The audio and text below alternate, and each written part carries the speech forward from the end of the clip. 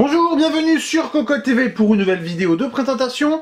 Aujourd'hui, un ventirad plutôt orienté entrée de gamme puisqu'il est vendu 30 € seulement, donc ça vient taper sur des hits comme les Cooler Master Hyper 212 par exemple, et celui-ci, un Sigmatech Tyr SD 1264B pour être exact, a plutôt de gros arguments, notamment la peinture noire intégralement sur les ailettes et sur les caloducs. Alors bien entendu, on retrouve un kit de fixation gris, ça fait un peu tâche, mais c'est pas très cher, on a un ensemble noir, du coup, c'est quand même plutôt intéressant. Et sur le ventilateur que nous avons ici en format 120 mm, nous avons tout autour un anneau qui va s'allumer en rouge comme la couleur des pales et comme on peut le constater sur la photo derrière. Alors déjà, première chose à savoir, la compatibilité est extrêmement limitée.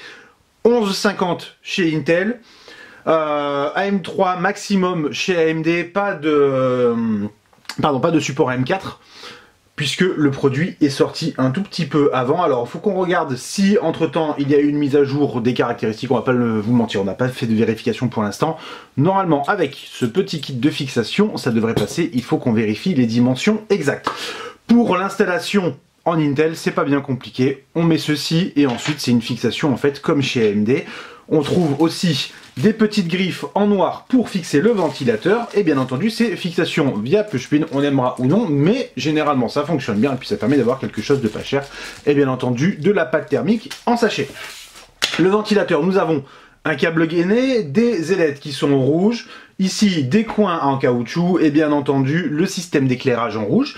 La vitesse de rotation va être assez élevé, 2000 tours par minute au maximum, et assez élevé au minimum, ça c'est peut-être un peu dommage avec du 800 tours.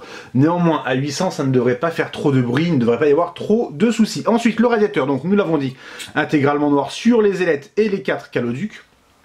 La finition n'est pas exceptionnelle, mais c'est pas mauvais non plus. Au niveau du Direct Touch, on a laissé le film, mais nous avons déjà vu, c'est plutôt propre. On sent quelques petites différences entre les caloducs et la base en aluminium, mais grosso modo, il n'y a pas grand chose à dire. Et surtout, un autre point très important, c'est que la hauteur de l'ensemble est limitée à 150 mm. Ça permet quand même de passer dans de nombreux boîtiers. Et avec le ventilateur, on le constate, on est sur quelque chose de relativement fin.